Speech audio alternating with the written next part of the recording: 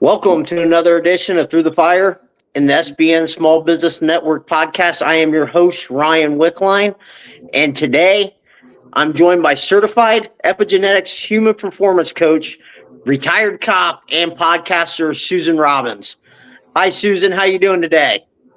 Ryan, I am fabulous, and I'm excited to be here with you today. Well, we're excited to have you. So, explain to everybody, who is Susan Robbins? Oh my God, how much time do we have? That's a lot.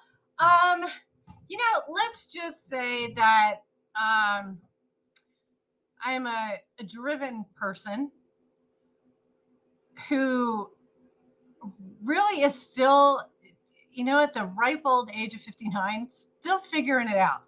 I don't think we ever truly figure everything out. And I just love continuously learning about myself and my propensities with how I'm created and how to optimize all of those things. I think that we can age backwards. I don't feel like as we get older, we should be slowing down. And I think too many people are just existing in life instead of thriving. And that's basically my goal, and who I am is to just be here to get the word out to people that personalized health exists. There's no one size fits all approach for any single person. And the more someone understands themselves, who they are authentically, how they were created, it's just a game changer in life. And people really start to thrive. And to just be a part of someone's journey is what I think I was put on this earth for. And that's me. I'm super active. I used to apologize for being pretty direct. Like, Susan, your delivery sucks. Like, okay, well, guess what? This is me. I've learned how to be, taper things down a bit, but I just embrace who I am now and try to make that example for people. I live according to how I am created. I'm active. I need balance. I enjoy life. That is so amazing. The fact that you said, I will not apologize for who I was created to be. Like, more people need to start acting like that, I think. And powerful purpose of adding more value to people's lives. Yes. We need to own who we are instead of shying away from it because of what we think other people want us to be, who we think other people want us to be. We need to just embrace the beauty that's inside of us and how we're created. And you really see people, I call them like my little lotuses.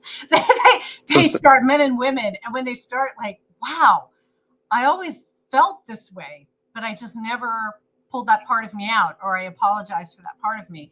And you just see people start to bloom and blossom. And the demeanor changes, the body changes. Mindset coach, sir. The mind changes, right? Yeah. Understand the things that drive them, the hormones that drive them. And it's pretty awesome to watch. So there's a lot to unpack here with this, like, especially the audience. Like, I was blown away too. Like, what is epigenetics? That's good. I knew that was coming. I was ready for it. So epigenetics, and I'm going to put it as simply as possible. I'm not your deep dive science person, but really easily put, epigenetics is how your lifestyle environment, how it affects how your DNA expresses. Our DNA is pure probabilities and propensities. Everybody thinks that DNA controls us. We actually have control up to about 95% of what our DNA does, and that's how it expresses. So because you may, and use me for example, I have a propensity, an increased risk for Alzheimer's disease. Okay, well, I don't want that business, right? I want my wits about me. And so I know that there's lifestyle and environment that affect the possibility of that happening. So I quit drinking.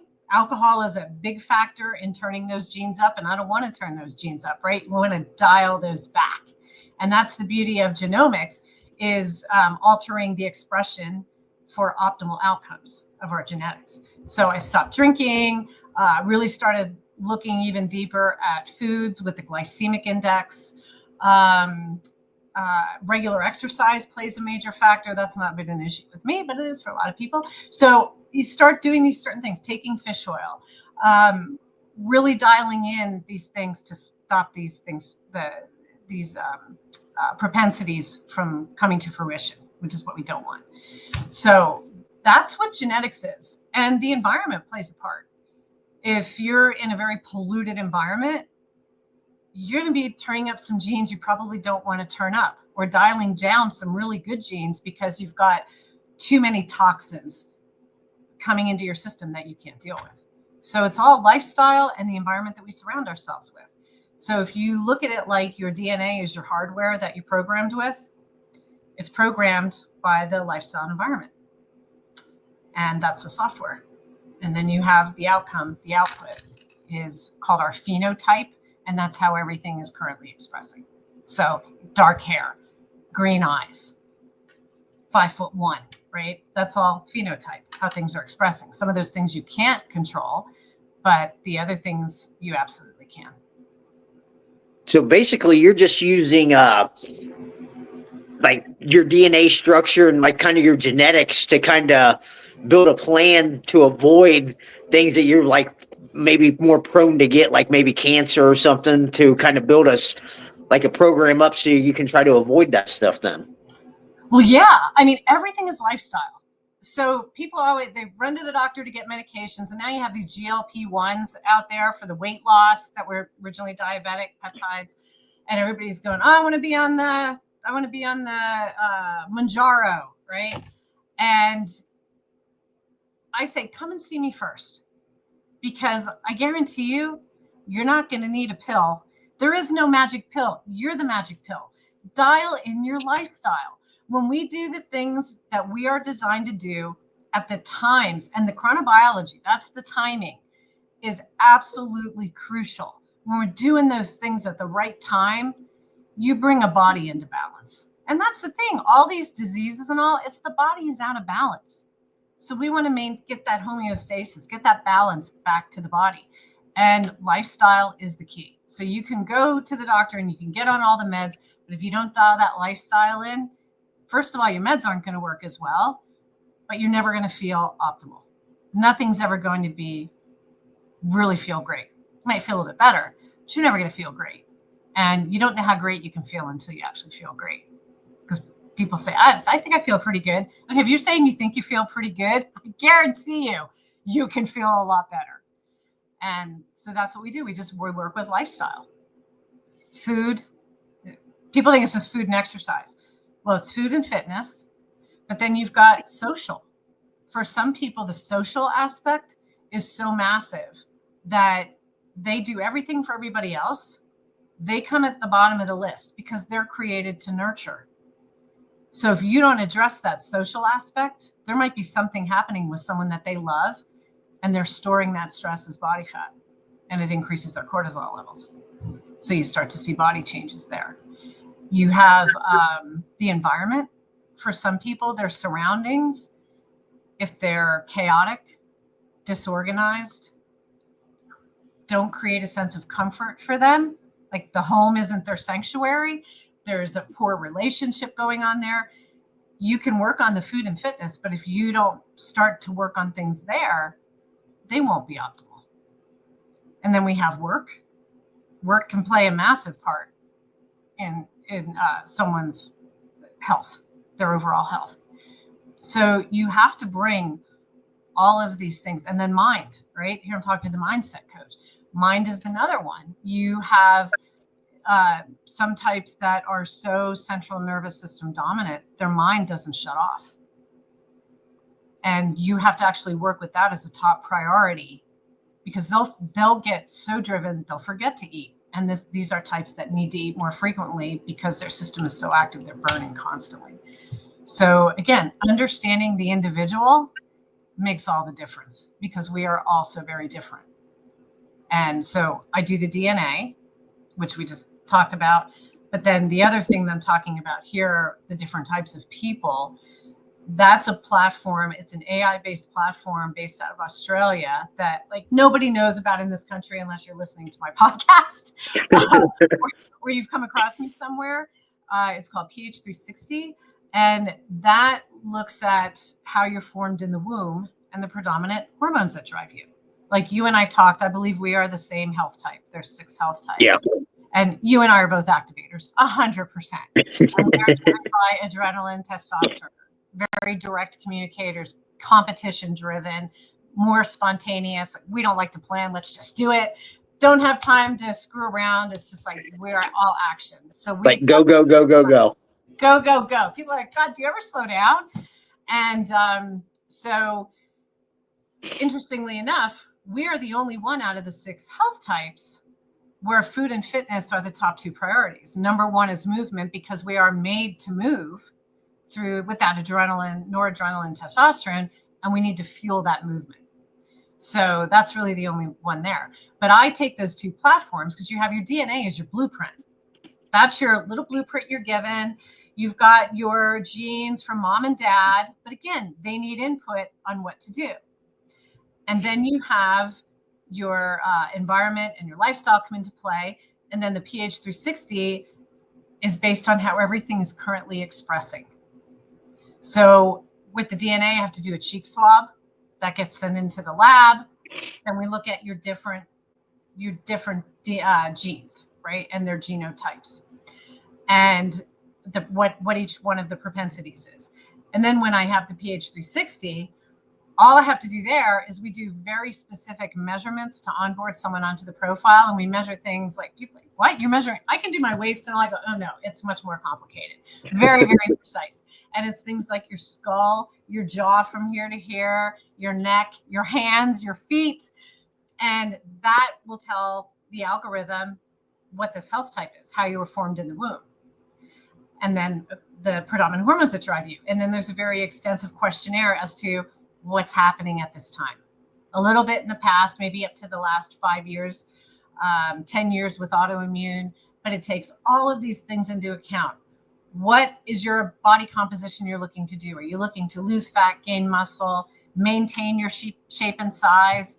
How much exercise are you currently getting? A little bit of family history with diabetes, cancers, things like that.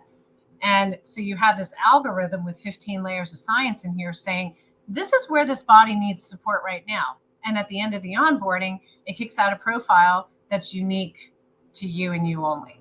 So I can have identical twins that have pretty unique or pretty identical DNA, but depending on their lifestyle, can have completely different profiles because of how their lifestyle is. That's amazing right there. Like, I mean, just that the fact that you measure like the skull, hands, like feet size, everything to build up a profile for somebody. I mean, this definitely is no cookie cutter system. No, because you'll see some of the health types have bigger heads. Some of them are going to have longer jaws. And then some of these things have to do with risk factors. So not many people know that the neck is a factor when it comes to looking at diabetes risk. Some of the bigger necks, the rib cage underneath the breast or the pecs, that's another key for inflammation. So it takes all these things into account, and we'll remeasure people. I do typically about 6 weeks after they've been on the program for about 6 weeks, and then we'll do remeasures, and it'll pick up on loss of inflammation. It will pick up on, again, risk factors decreasing. And so it will, when you get your profile, it has a list of foods that will be specific to you. And it's not based on macros. I have been anti-macro probably since I was born. I don't want to be counting that, right? I don't have time to do that. And macros are all just like protein, fats, carbs. And people, what I found, clients would come to me and say, like, I've been doing macros, but they're so focused on the numbers that they're not looking at nutrient density. So they'd say, oh my God, it's like 9 o'clock at night. I didn't get all my protein. I'm going to eat a cheese stick right before bed, right? Or a cup of cottage cheese before bed, trying to get these numbers in. And that's like the worst time for a lot of these people to eat. Can really jack their blood sugars. So when they get this profile, it's based on nutrient density. Each of these foods is ranked highest to lowest in order of that nutrient density to bring this body into balance. What are the nutrients you need? And what are the things you want, the foods that are recommended, again, because I say we're all adults and we all have choice, recommended to avoid that may exacerbate a condition or a potential risk.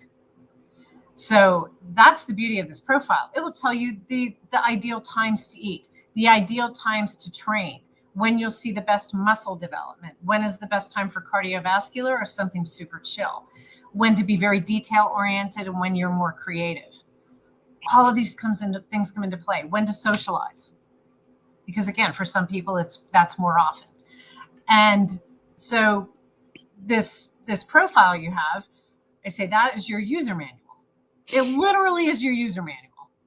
So I take the blueprint and the user manual, and I can put those two together, and somebody basically has all the information they need to get their body optimal. And we'll look at supplements that might help for them. I will look at blood work. I don't diagnose, treat, or cure any illness or disease. I can look at what lifestyle changes or supplements might be possible to help them. Looking, comparing with labs, and just try to get this body and mind working efficiently and productively. And you just see people get more present in all areas of their life, and that's what it's about. Then you're really thriving and living instead of just existing through the day-to-day. Wow. I mean, just like listen to you talk about like optimal times for everything, like so many people are so unaware of like optimal times. I think I'm bad at that too, because I know I'm better at certain times to like go work out, and times when I'm more creative and I need to sit down and work.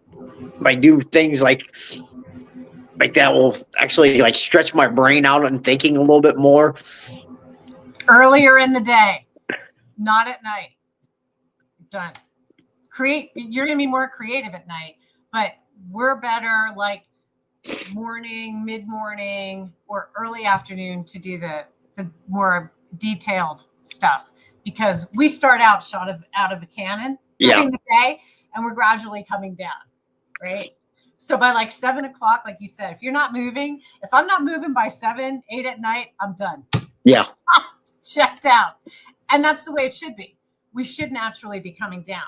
But you have other health types that they're told, and you'll see this with some of your athletes, I'm sure, that everybody's told, get up first thing in the morning, get up at 5 a.m. and go hit the training. And there's going to be some of them that are going to be more resistant to that. It doesn't feel good to them. You put them training in the afternoon and they excel. They can go a little bit later because they start out down here and they're actually gaining energy as the day goes. They're more easily stressed in the morning. So if you put too much stress on them, physical or mental, early in the day, it tanks them in the afternoon and they'll crash. So we flip them around to, well, let's see if you can do late morning, anywhere into the afternoon or early evening, and it is a game changer for them. They have consistent energy through the day. They just have to get over the mindset of feeling lazy in the morning, even though that's what's beneficial to them, is being chill instead of like we're like this in the morning and that's scary to people. A little bit sometimes, I think. So what are the different types of people then? Like you said, there's different types. What are the 6 types? Yeah. So there's 6 different health types. You've got the activator, and the activator runs on, again, noradrenaline, testosterone. So very competitive, very action oriented, more spontaneous. All of this is due, especially to more of that testosterone exposure in the womb. We're typically going to have shorter legs because of that development in the womb with the testosterone kind of stunted that. So we will like populate CrossFit gyms. The whiteboard is the driver. I want to sit on that whiteboard so I can compete with everybody else. And it's fast. It changes up so you don't get bored. You'll see, very direct communication with us. Don't have time to sit and be all fluffy. And it's like, no, because we have points to get to, right? So those are the activators. Then you have the connectors. So I'm just going to go around the embryological wheel of development like this, okay? So you have the activator over here. Then you have the connector. The connector is actually part activator and part guardian. And the connectors run on oxytocin, which is the intimacy hormone. So they're like your puppy dogs. They're the more the merrier. Let's get everybody involved. They are literally like connecting people. But their issues, they typically, and I know this because I have a very strong connector secondary, next shiny new thing, great multitaskers and problem solving people because they see outside the box really easily, but harder to focus. So it's like you have to give that connection time, let them socialize, and then they can focus. But quiet, like, yeah. But easily distracted. They're like your social chameleons. Very affected by seasonal affective disorder. The crappy weather, the winter, can't get outside as much. They're more prone to that. So we want to put like bright colors in the house. So little things that we just don't think about that pertain to these kind of things. They also populate CrossFit gyms because they have the athleticism of the activator. The activators are your natural athletes. And then they have the power, the strength of the guardian. So we'll go to the guardian next. These are your bigger people. With the guardians, think about, I always say like, you know, your big Samoan people or sumo wrestlers, right? But yet when you talk to them, they're your gentle giants. Everybody has a guardian in their life. They're bigger people, tend to have the rounder faces.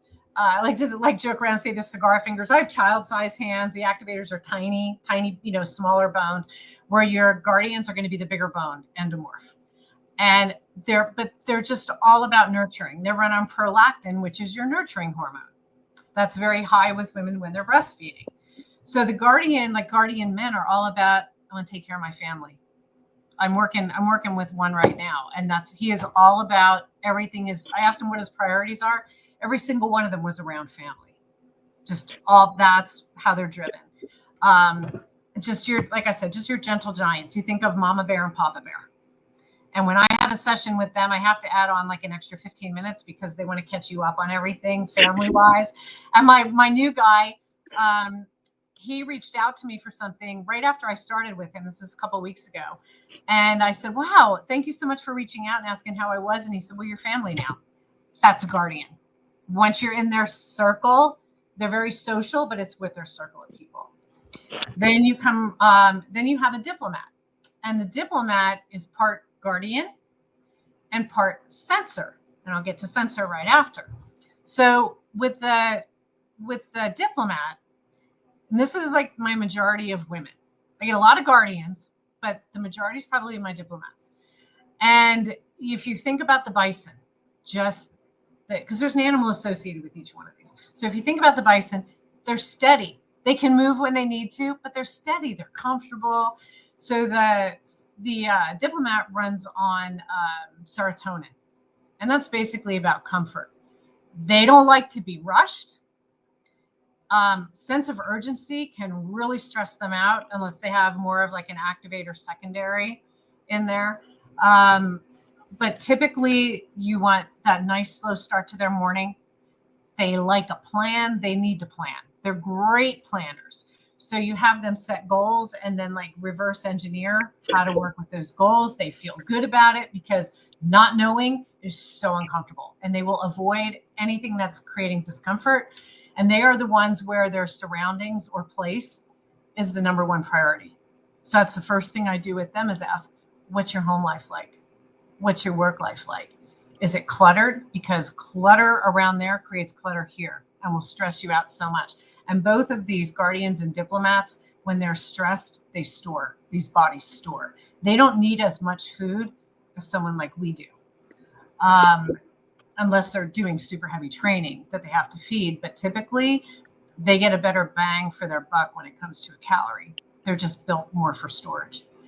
And then you come down to the bottom of the circle and you've got the sensor. This is your true ectomorph. These are your people, like when we were growing up, typically called them the bean poles, right? Really hard time gaining any muscle. Olive oil. Think of olive oil. Not the food, which I love, but Popeye's chick, olive oil. like they're thin. Some can put on a little bit of nice lean muscle, but they're harder gainers. And they actually run on vasopressin, which is a hormone that is all about creating safety. Because they don't have, if you look at somebody like an activator, we're more muscular, right? The natural athletes, we are more dominant with the musculoskeletal system. We're a little beefier. But you have these sensors that you think of a bird. That's their animal, like the little skinny legs. And they're just like always looking around what's happening because it's harder to protect themselves. So they will typically have a very small circle. They take time to build trust with people. And then when you get in their circle, they're the most monogamous and the most pretty loyal that you're going to get, because they just don't tend to go range too far out of their circle. They'll get, because it's overactive central nervous system, that's their predominant derm layer. So they're always going. Their head's going. Everything has to be logical for them. They like systems, but it has to be logical. If you tell a sensor something or like that, nope, doesn't make sense to me, they're not even going to consider it. It has to make sense. What I've also found is, you have your bigger people, which are going to be guardians and some of the diplomats, and they typically are the ones that are going to have issues with too much weight. And it's hard to lose because they're trying all the generic things that are totally opposite of what they should actually be doing. And then you have the sensor and you think, oh, they're thin, they don't have any issues. These poor sensors, their brain never shuts off. They're constantly going. They have a hard time keeping weight on. So they really need to eat like 5-6 meals a day, small meals, because their gut is inefficient, doesn't tend to process as well. And so when you have some of them doing like intermittent fasting or just eating 2 big meals, they have major gut issues. They have a lot of anxiety because the brain doesn't shut off. So there again, for them, mind is number one for a different reason than the connectors was. Connector needs focus. This one needs to chill. And then you've got the last one, you've got the Crusader. And this is a lot of guys are Crusaders. And your Crusader is part sensor and part activator. Their brain doesn't shut off either, but they run on dopamine, which is basically your pleasure hormone, and that drives you. And so when the animal for the Crusader is the racehorse. Now, if anybody just watched the Kentucky Derby on Saturday, those horses, they get in there, they have blinders on because they don't need to be seeing everything around them to take them away from getting to the end. That is their only goal. And that is a Crusader, right? Blinders are on, they're focused on a goal, and that's it. Very little can come into play. They're just focused. So if you ever listen to Dave Goggins talk, he is like Crusader AF, okay? He talks about running these races. This race he did, it was like a 24 hour or something, or 100-mile, I can't remember. I just saw him speak here in Denver last year, and I was fascinated, just going, this is such a Crusader. And he said, my feet were bloody. And he's like, but there was no stopping. I hit that goal. I was like, yup, that's them. So you'll see that in relationships. They get the girl. So I'm just using a Crusader male because there's Crusader females. Say they get the girl, and it's like, now she drops down the list and there's always another goal. So they have to be very, very cognizant of that and work with that to not let their spouse or their partner fall back down the list because they're searching for each of these next goals to hit. And so then you'll see where your sensor is more flow, yoga, dancers, just Tai Chi, Pilates, like things that create flow, not super heavy weights because they're more prone to, because they're so lean and the small bone structure, they're more prone to injury, especially with heavy things overhead. So the Crusader, they're all about endurance. The majority of your triathletes or endurance people are going to be Crusaders because it's the only time they can shut the mind off. So they're like, I'm going to get on a 50-mile bike ride. I'm going to go run, 20 miles, 10 miles, because it gets them out of their head. It turns it off. And so that's, the mind is a priority for them as well. It's about turning things off, setting those goals, making sure that they're not so future focused that they miss out on the steps it takes to get there. So there are your six health types. There are, you've got your crusader. It's all about efficiency. I need to be productive. I need to be efficient. They're going to be super skeptical because that sensor part in them. But just, lots of strategy. And when they're super stressed, you're going to see their body get very rigid. So if you're working with athletes that are like super stressed, they're like, I'm really tight, that's a rigidity that can create. And their mind. They won't be able to, it's really hard for them to get out of a certain way of thinking when they're super stressed. Again, they don't see anything else because they're so stuck in that one goal. So, yeah. That's so fascinating. Like, I've never really thought about things like that. I've kind of looked at the way people have different ways they communicate and kind of what they're kind of prone to. But this is a really deep dive into everything. Yeah. Oh yeah. Cause, there's the different personality profiles out there. Yeah. This is on steroids because this is biologically driven. So I've always I've taken all those personality ones and it's always dominant. Yeah. Yeah. That's what I am too. I'm very, very very dominant. Right? And now you see why. Yeah. It's hard to not be dominant when when you run on, when testosterone and noradrenaline are your predominant hormones. I mean, you're going to tend to be more in your face, just more on the dominant side. And I say that was great. It helped me in law enforcement. I could make a quick decision. I was very reactive, which was good, but it didn't help me in my personal life to be reactive and to I'd say the pit viper, and the activators tend to be critical when they get stressed, critical of other people. And I'm like, oh my God, when I found all this out, it was like, wow, okay, my life makes sense. And the beauty of it is it's not changing us, but we can learn to work with that. So I learned to check myself before I wreck myself when I am communicating with a loved one or a friend. And I let people know that I'm busy doing things during the day.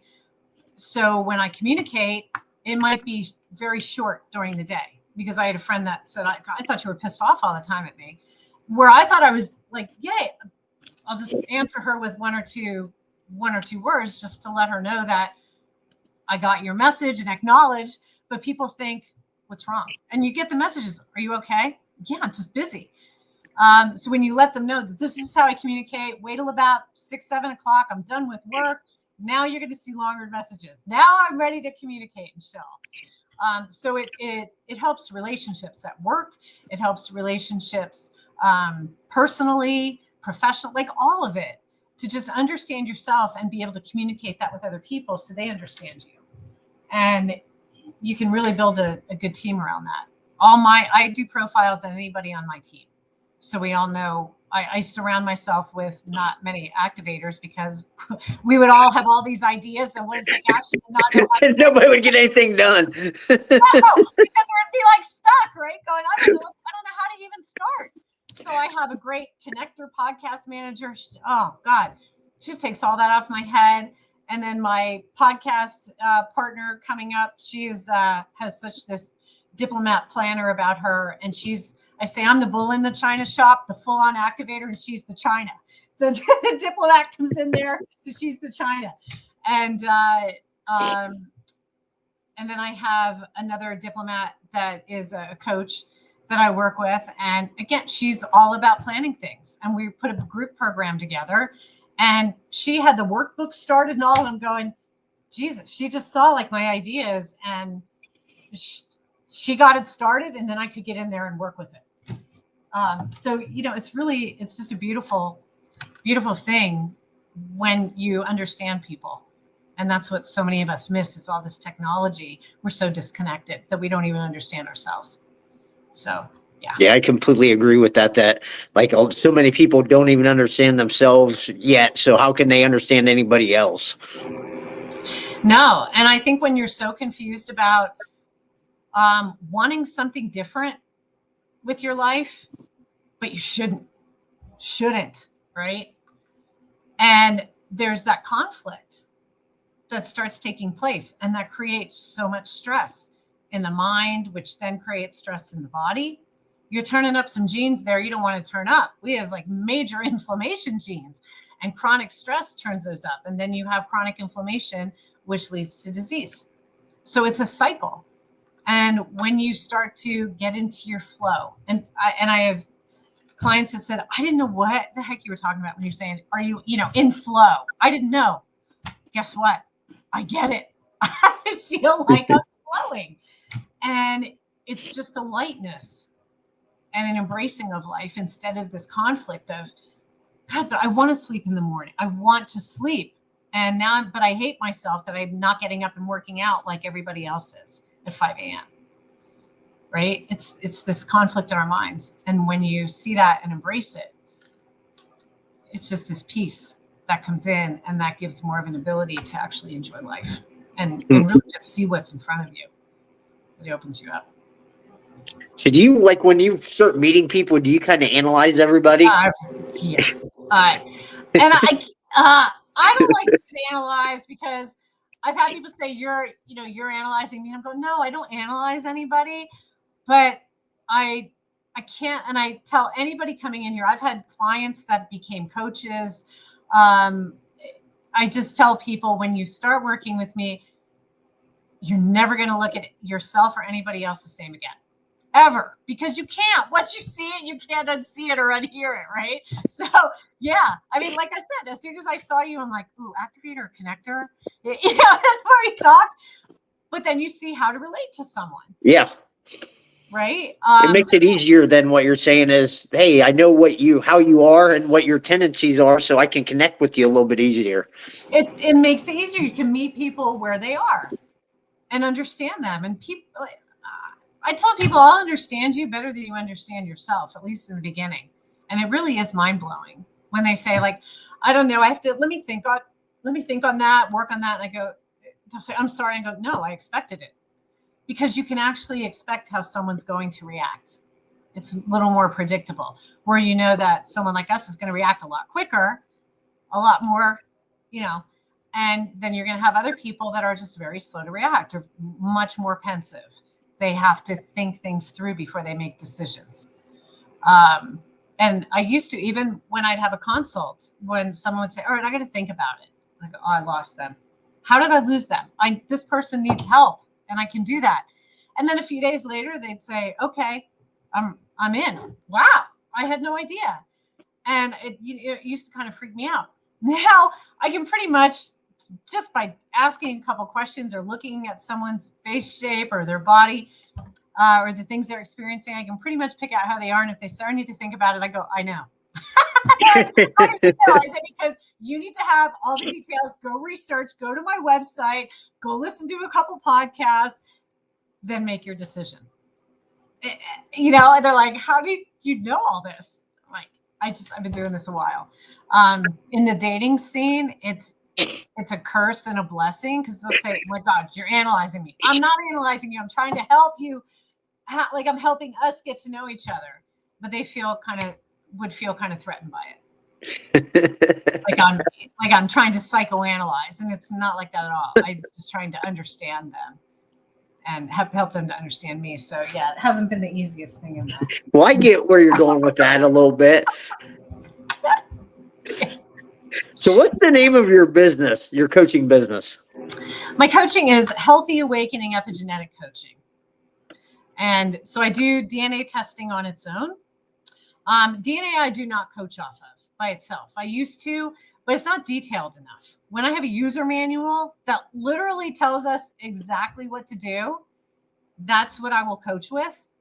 The majority of my clients do both, because both are fantastic, but both have limitations. As far as the DNA, we can look at, how do you process most fats? How do you process carbohydrates? What are your detox systems like, which is so important now? What are your vitamin and mineral propensities or hormones possibilities looking like? For thyroid people, that's a big one. What is your dopamine like? Do you tend to have obesity genes? Are you prone to insulin resistance? All of this comes up in DNA. So it can be very specific there, but it can't tell you the exact foods to eat. and why, and the timing. And so that's why I like to put the two together. And the pH 360, it can't say that I have MTHFR issues. So I need to make sure that I'm supplementing with specific B vitamins and choline, right? So they both have little limitations. When you put them together, it's truly optimal. So I tell people, if you can afford to do both and you really want to get optimal and you get rid of every bit of guesswork there's going to be, basically, do them both. Some people want just DNA. We do the DNA. I do a 90-minute session with them when the DNA comes back to go over it and find out what is expressing, what is not expressing, and how, what recommendations I can give to work with there. I just don't do a coaching program on it. And then I can also do the pH 360 coaching where they get their profile. I can do that on its own. So there's different ways you can work with me with all of that. So I was looking at your website, and it looked like you were offering to now doing for businesses even. Yeah, there's I'm also certified to do the corporate coaching with it. And listen to this, because I pulled this out because I did this on another podcast that was geared towards corporate wellness. 95% of our business leaders are at 88% risk for anxiety and depression. 75% results in leave having to be taken. I mean, that's just mind-blowing to me. I mean, over 75% of doctor visits are for stress-related illness. And so much of this stems in the workplace. So we can actually bring in the pH 360 into the workplace so that you make sure that people are put where their strengths are. Maybe you want to schedule meetings at the right time, that you don't have a diplomat at 7 a.m. trying to keep their eyes open, right? Or an activator at the very end of the day where you're spent, where you can really get the most optimal out of people. And it's customizable for that business. There's no one size fits all program for each business, because you're not going to do a 100-person program the same as you would for a company that's got 4 people that just wants to bring that in there and have their employees be optimal. So that's all fully customizable, just the same as my individual stuff is. That's amazing. To get corporations to get on board with that, to kind of help out all their employees. Oh yeah. And schedule meetings at the right time and everything to make sure everybody is more efficient. Oh yeah. You see the absenteeism goes down. I mean, they've seen, because PH has documented this, they've been doing this in Australia and over New Zealand for years. And with keeping their records, I mean, they're seeing changes in employees with absenteeism, presenteeism, which is being there but not being there, right? Yeah. You're there, but you're far from present. You're just kind of existing through your day. They're seeing results in the first 10 days to 2 weeks. And that's what I see with my people. I mean, I had a woman, she's actually 70, and she has tried, this woman has spent thousands upon thousands with big influencers, I won't mention their names, trying to figure out thyroid, hormone issues, lots of weight issues that just haven't budged. And she's kind of at the end of her rope. And she said, I think this is why I found you. And just by changing timing, the composition of meals, instead of the big dinner, lunch is the biggest meal and a very, very light dinner. She's the first week she loses 4 pounds. She's I haven't seen the scale move in years. She loses 4 pounds, just changing that. That's the beauty of it, that people see changes right away. My guy, I met with him yesterday, my new guy, and he's down 4 pounds. His wife's due to give birth any day. And he's guardian taking care of his, I think they're 2 or 3-year-old twins and the baby on the way. So he's not doing everything. He said, I just started having the big lunch, the light dinner. And I asked him, what are you down to? And I was like, that's 4 pounds without really even getting into the program. Man. So it's not just about the weight. You see people's skin changes, their demeanor changes, their energy levels change, sleep starts to typically improve. If not, there's other factors there that we look at. The sleep can be a tricky one. And if you're not getting sleep, you're not recovering. And if you don't recover, you're far from optimal. Yeah. And there's so many factors with sleep. So I like to dial that in too. But yeah. Yeah, those are some great results and everything. So I did see this on another podcast where you said that your favorite people to work with are like people that are in relationships. Oh, couples. Yeah, couples. I love working with couples. I just finished working with one couple and they did not see me together. I love it when a couple, and there's actually a nice discount if they do full programs with me, but 3 out of the 6 sessions are together. Because then they can set goals as a couple and we can bring everything to the forefront that's happening and they learn to understand each other. And I don't care how the heck long you've been together. I mean, I've worked with people in their 60s that have been together, 20 to 30 plus years. The relationship changes because they're seeing why they are how they are. These things that we get irritated about. Now it's just like, okay, it's your biology. I get it. It doesn't mean I have to like it, but I get it. And so you learn how to work with each other. And I love couples. Love it. The relationship improves.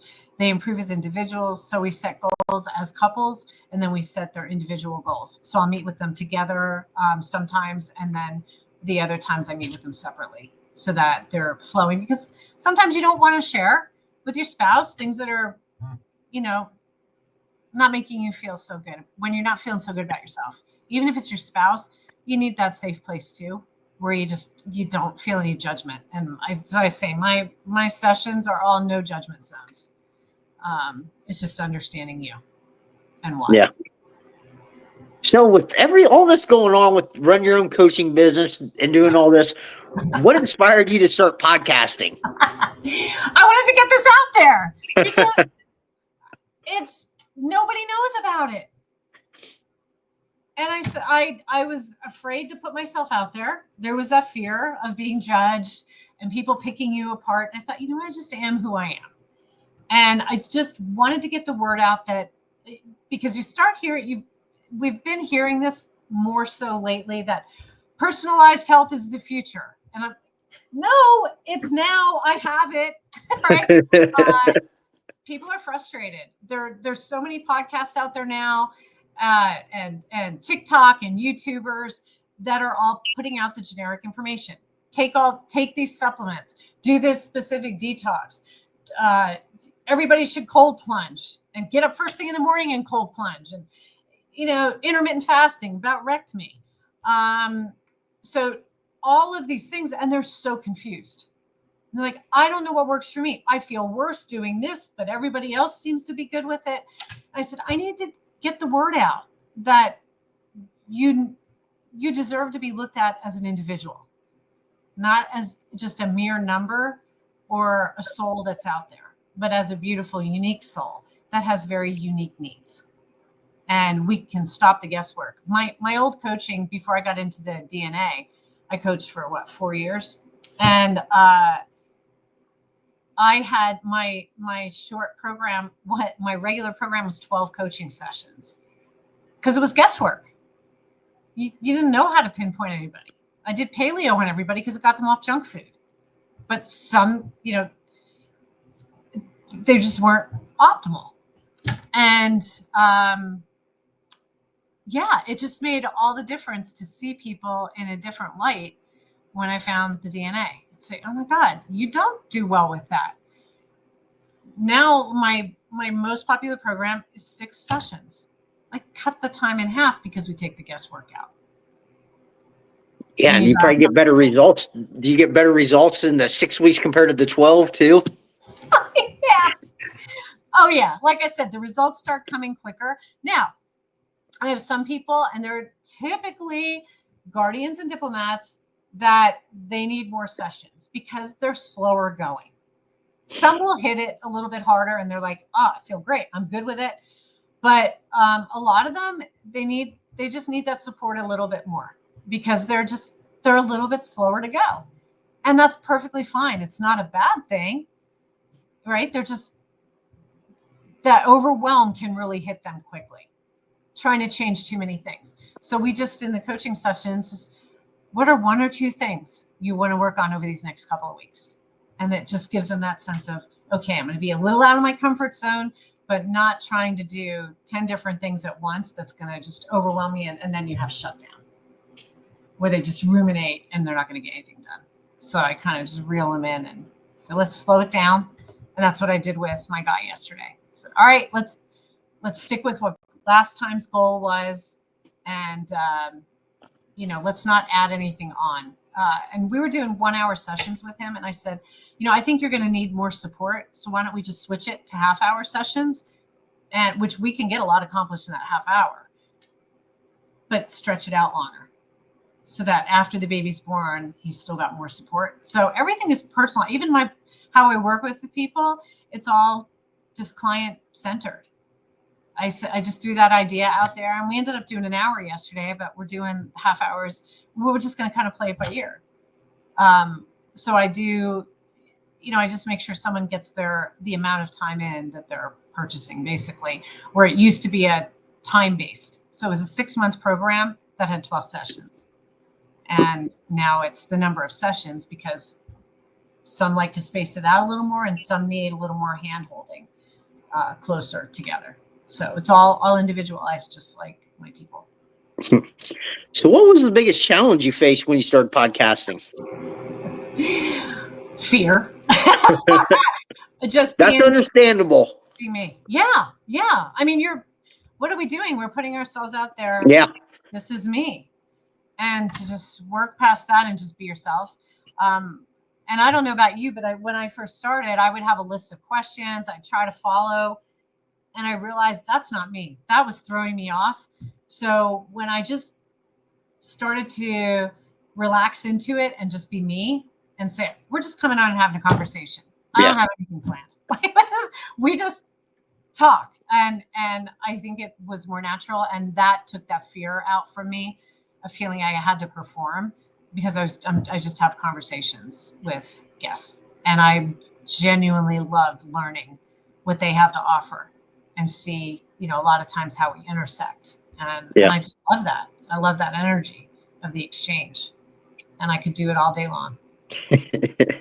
Yeah. Like I'm better like with these, like with a certain set of questions. I'll ask some I'll just nix as we're going and just lead through. Said my hardest part is organizing the ones I do by myself, because sometimes I feel if I'm too structured, then it feels like it doesn't seem as well. But then it doesn't flow. It doesn't flow for me because I need, speak more from the heart. But then if I start speaking too much from the heart, I can get distracted and go down another road completely the wrong way. I call that Robin Williams mode. Right? Yeah. So it's like you go off, you're like, what the hell were you talking about? I don't remember what I was talking about. My guest would be like, I have no idea what you're talking about, but like when you see him on a talk show, he would go on there and they'd look at him and they're just like, what are you even doing? He was just having so much fun. He'd just go off and they're just like, oh my God. So I tell people, if I start getting Robin Williams, like, just reel me Wait me back in. It's easy to do. That's not connect your brain. I have the hardest time with the ones by myself. That's why I've done maybe like 4 or 5 at most in the last year, to just sit and talk to myself. Yeah. It doesn't flow. I get you. Yeah. So when Kate King offered and said, what do you think about having me as your co-host? And she said, because I've been on your show 3 times, and I still don't really know what you do. And I thought, I've heard that before, but I have a hard time just going and talking about myself on just me. And she said, I mean, I can actually ask you questions. And I thought, let's do this. And she comes from a therapy standpoint, trauma and epigenetics. And so we look at things very differently. So the questions we ask people are very different. Our demeanor is different. Again, I'm in your face. And she's like, am I going to get a word in? Yeah, put your hand up. I'll call on you. We'll make it work. And she can handle the very cerebral people. Yeah. So it all will work out, just, yeah. So what are your short-term and long-term goals you have? The short term, I'd like to we worked at putting a group program together, but I think it was just, we really didn't give it enough time to get it out there, but a pretty comprehensive group program where more people could get involved. And that's with another coach friend of mine, really build the podcast following. My long-term with the podcast, I would like to be traveling more often and have other coaches help along with my business with the coaching, because I have some wonderful coaches. I have some coming on that are going to be certified DNA. And I have my PH360 coach, Lisa St. Ledger. She's fantastic. She's a retired teacher. She's retiring in like 20 days or something. Not that she's counting. And she worked on the group program with me. And we're all here to just get the word out. And so I'd really like to just build the business to where we're helping people live a life that they never imagined they could live through personalized health, reach as many people as possible and help as many people as possible be part to their journey and just have that ripple effect get out there. That's the short term. Long term, like I said, I want to be traveling and I'd love to interview people from other cultures, whether it's other cultures in the States, other cultures internationally, how their lifestyle affects their genetic expression, and bring that to the podcast. So that's a goal of mine down the road. And yeah, so I've got a lot of things in the hopper that we're talking about doing to just make things accessible to as many people as we can. That's amazing. So one question I always ask everybody, what is one book you would recommend for personal development or mindset? There's several I like. One of my all-time favorites is The 4 Agreements. I love The 4 Agreements by Don Miguel Ruiz. I read that years ago as somebody turned me on to that. And it's a small book. It's not big. It's a little book, but it's profound in this little book. It's like, don't take things personally. Who doesn't take things personally? I think it'd be like, be true to your word is another one. Gosh, I can't even remember now. I haven't read this in so many years now. I'm forgetting what they are. And here I'm saying, you should read this book. Yeah. But it's fantastic. The one that always sticks out in my head is the don't take things personally, because it's so easy to do that. I just interviewed last week, Dr. Mario Martinez, who's just a fantastic man. I met him at a DNA training several years ago, right before the lockdowns happened. And he came on the podcast last week. He's on this week's podcast, as a matter of fact. And he wrote a fantastic book. He studies centenarians, so people who are 100 or older all over the world, to find out how are they living like this. And he has a book called The Mind-Body Code that is fascinating, and how it pertains to that. It will pertain to some epigenetics, but he has exercises in there where, how you and I are talking, a lot of people just aren't aware. My program is about creating awareness within yourself, because we walk around so unaware of anything happening with our body, right? That mind-body connection is so disconnected. And he has exercises in this book to help you start to understand how you process different emotions and feelings, safety, love, fear. How do we respond to these things? Because they really can affect our genetic expression and create disease, pain, mental strife, or they can create longevity. It's a fantastic book. So wow, that sounds actually like a really good read. Yeah. And the last one I'll say, I just read it. I did the audiobooks because, of course, I don't have time to read, right? So I'm better with listening because I can listen and do. Yeah. And Mel Robbins. I've never been a big Mel Robbins fan, but I heard a little short of her on YouTube talking about this let them theory. I had somebody else last week recommend that.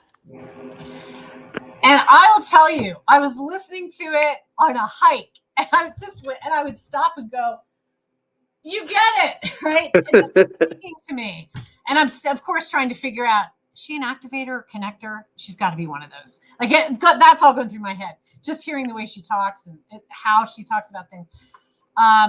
But that again, we're so consumed with what people think, and we let these things drive us crazy.